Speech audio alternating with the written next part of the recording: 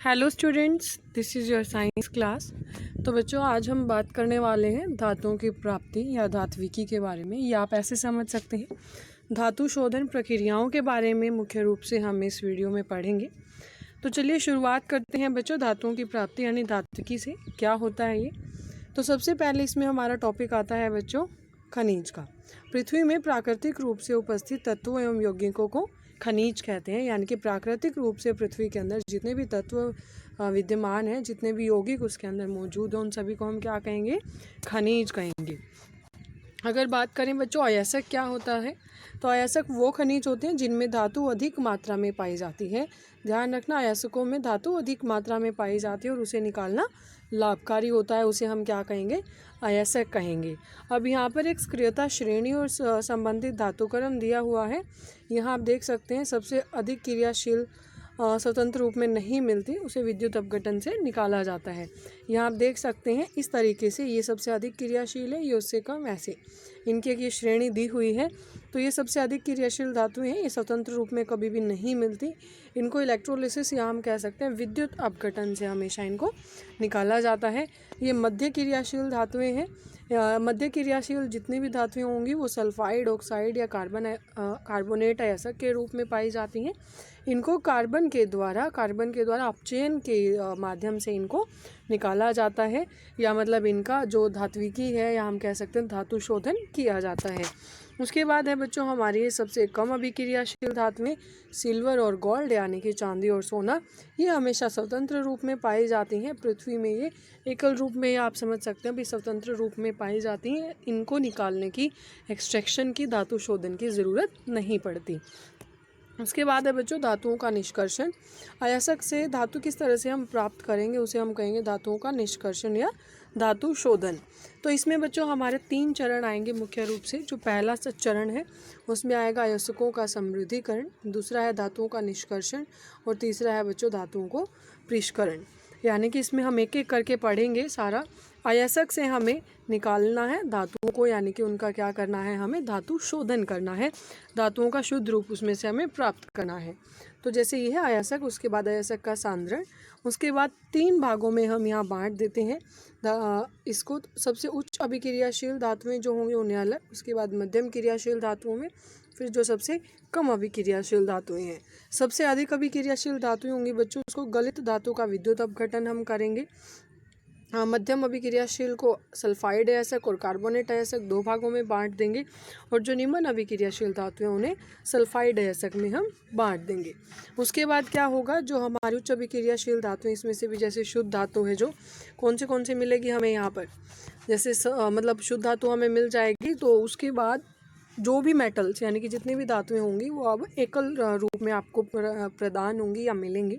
Sulphide अयस्क कैसे होंगे बच्चों, जैसे HGS, यहाँ कोमा लगा लेना। HGS के बाद यहाँ पर Hg क्या है, ये मर्क्यूरिक सल्फाइड आप कह सकते हैं। Hg मर्क्यूरी को डिनोट करता है। ये जिंक सल्फाइड है, यहाँ पर ये जिंक कार्बोनेट है। ठीक है, तो यहाँ पर ये जैसे मान लो ये दोनों ही जो धातुएं हमें यहाँ पर मिली हैं, चाहे वो जिंक सल्फाइड अयस्क है, चाहे कार्बोनेट अयस्क है, तो आप इस तरह से नोटबुक में आपको इसे बनाना है ऐसे। ठीक है, तो यहाँ पर आप देख सकते हैं सीने बार, और यहाँ पर वायु है, यहाँ पर वायु सीमित मात्रा में है। तो अब क्या होगा, इसका जो मर्क्यूरिक ऑक्साइड है, जिंक सल्फाइड है, इनका भर्जन होगा और जिंक कार्बोनेट का निस्तापन। ये दोनों ही विधियां हैं बच्चों, कौन सी, एक भर्जन और एक निस्तापन। इनके द्वारा जो धातु का ऑक्साइड है उसमें से फिर धातु में अपचयन होगा, फिर धातु का शोधन होगा, और इस तरीके से हमें जो धातु है वो प्योर मात्रा में, शुद्ध मात्रा में मिल जाएगी। यहाँ जो सल्फाइड अयस्क थे उनका भर्जन हुआ, उसके बाद सीधा यहाँ पर धातु प्राप्त होगी हमें, और उस धातु का हम क्या करेंगे, परिष्करण करेंगे, यानी कि अब उसे अलग कर लेंगे। समझ आया ये? तो इस टेबल में कंफ्यूज मत होना, नोटबुक में आपने इसे कंबाइंड फॉर्म में बनाना है। यहाँ ये 2 पेजेस में डिवाइड है। आगे बच्चों अगर हम बात करें अयस्क से धातु निष्करण में निष्कर्षण में प्रयुक्त चरण, यानी कि अब अयस्कों से धातु को निष्कर्षण जब हम करते हैं तो उसमें कौन से चरण आते हैं। तो यहाँ पर मुख्य रूप से पहले दो परिभाषाएं हम पढ़ेंगे, एक है गैंग और एक है भर्जन। तो बच्चों सबसे पहले आपको पता होना चाहिए यहाँ जो पहली परिभाषा गैंग वो क्या कहती है, पृथ्वी से खनिज अयस्कों में रेत मिट्टी ये सारी कई तरह की अशुद्धियाँ पाई जाती हैं, इन सबको हम क्या कहेंगे, गैंग कहेंगे। क्या कहेंगे बच्चों, गैंग कहेंगे। उसके बाद है भर्जन, जो सल्फाइड अयस्क, जब भी सल्फाइड अयस्क को वायु की उपस्थिति में अधिक तापमान पर गर्म किया जाए तो ये ऑक्साइड में बदल जाता है। यानी कि सल्फाइड जो अयस्क है, सल्फाइड अयस्क किस में बदल जाएगा, ऑक्साइड में बदल जाएगा अगर उसको अधिक तापमान पर गर्म करें। तो इस प्रक्रिया को हम क्या कहेंगे, भर्जन कहेंगे। इस प्रक्रिया को भर्जन कहा जाता है। यहाँ आप देख सकते हैं ZnS, जिंक सल्फाइड। एस बच्चों यहाँ पर सल्फाइड को डिनोट करता है। इसको ऑक्सीजन की उपस्थिति में ज़्यादा तापमान पर जब हमने गर्म किया तो यहाँ पर ये जिंक ऑक्साइड ZnO, ओ ऑक्साइड को डिनोट करता है, इसमें बदल गया सल्फर डाइऑक्साइड आ जाएगा। सेम ऐसे ही जो मर्क्यूरिक ऑक्साइड है, इसको ऑक्सीजन के प्रेजेंस में हमने उपस्थिति में गर्म किया तो ये मर्क्यूरिक सल्फाइड था, ये मर्क्यूरिक ऑक्साइड में बदल जाएगा। ठीक है। उसके बाद है बच्चों इसी में दो और पार्ट है, निस्तापन और अपचयन। निस्तापन क्या होता है, कार्बोनेट अयस्क को सीमित वायु में अधिक ताप पर गर्म करने से ऑक्साइड में बदल जाता है। जैसे यहाँ पर कंपेयर अगर आप करोगे ना तो भर्जन में तो था सल्फाइड अयस्क, यहाँ है कार्बोनेट अयस्क, ये बदल रहा है ऑक्साइड में अधिक तापमान देने पर, और ये भी बदल रहा है ऑक्साइड में अधिक तापमान देने पर। तो ध्यान रखना, कंफ्यूज नहीं होना। जो भर्जन है उसमें सल्फाइड अयस्क बदलता है, निस्तापन में कार्बोनेट अयस्क बदलता है। इस प्रक्रिया को हम निस्तापन कहेंगे। यहाँ जिंक कार्बोनेट दिया हुआ है, ये बदल गया है हमारा जिंक ऑक्साइड के अंदर। उसके बाद है बच्चों अपचयन। अपचयन में क्या है, धातु ऑक्साइड से कार्बन जैसे अपचायक को का उपयोग कर धातु प्राप्त की जा सकती है। अब जो भी हमें यहाँ पर जैसे मान लो ये धातु ऑक्साइड मिले हैं, ये धातु ऑक्साइड मिले हैं, अब इनसे हम क्या करेंगे, इनमें कार्बन जैसे अपचायक का अगर हम इस्तेमाल करें तो हमें धातु अलग मिल जाएगी, यानी कि इस धातु को अब हम प्राप्त कर सकते हैं एकल रूप में। तो यहाँ जिंक ऑक्साइड था, कार्बन के साथ उसका हमने क्या किया, अपचयन किया, मतलब कार्बन एक अपचायक की तरह इस्तेमाल किया यहाँ पर, और जिंक प्लस में कार्बन मोनोऑक्साइड या फिर CO हमें यहाँ पर अलग से मिल जाएगा।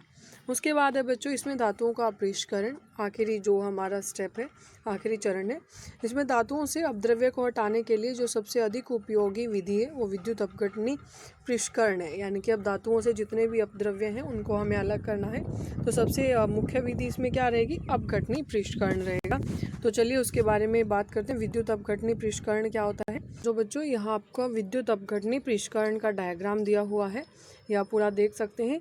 इसके अंदर क्या लिया है हमने, एक टैंक के अंदर बच्चों पहले अम्लीय विलयन लिया है CuSO4 का।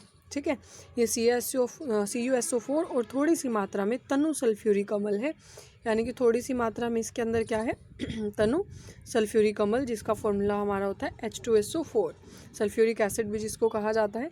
तो इसके अंदर तो बच्चों हमारा ये विलयन मौजूद है इस टैंक में। यहाँ आप देख सकते हैं दो रोड इस्तेमाल की गई हैं, जिसमें एक कैथोड और एक एनोड है। एनोड पर यहाँ धनात्मक आवेश है और कैथोड पर यहाँ ऋणात्मक आवेश है। ये पूरा सर्किट यहाँ पर प्रीपथ यहाँ तैयार किया गया है।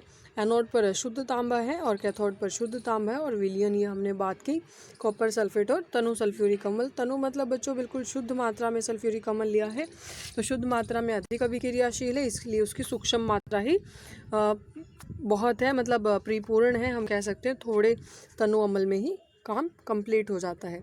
तो सबसे पहला क्या होगा बच्चों, जैसे ही विद्युत अपघट्य से इसके अंदर से विद्युत धारा प्रवाहित होती है, उसी टाइम जो एनोड से अशुद्ध धातु थी, इस एनोड के ऊपर जो अशुद्ध धातु थी वो विद्युत अपघट्य में घुल जाती है, यानी कि इस विद्युत अपघट्य के अंदर वो घुल जाएगी। उसके बाद क्या होगा, उतनी ही मात्रा में जो शुद्ध कॉपर है वो विद्युत अपघट्य से कैथोड पर निक्षेपित हो जाएगा। इस विद्युत अपघट्य के अंदर जितना भी जो शुद्ध मात्रा में कॉपर होगा वो सारा इस कैथोड के ऊपर जमा होना शुरू हो जाएगा, और इस तरीके से एविल अशुद्धियाँ एनोड तली पर निक्षेपित होती हैं, जिसे एनोड पंख कहते हैं।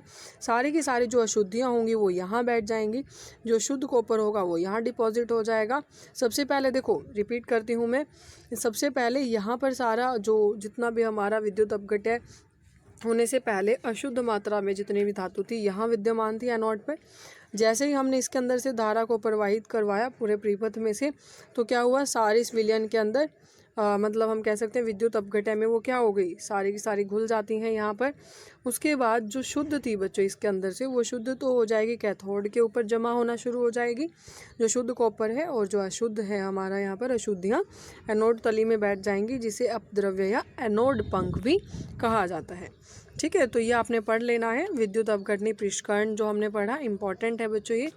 तो एक बार इसको अच्छे से पढ़ लेना, नोट कर लेना, कुछ ना समझ आए तो वो हम दोबारा डिस्कस कर लेंगे। तो आज के लिए इतना ही, कल हम संक्षारण के बारे में पढ़ेंगे।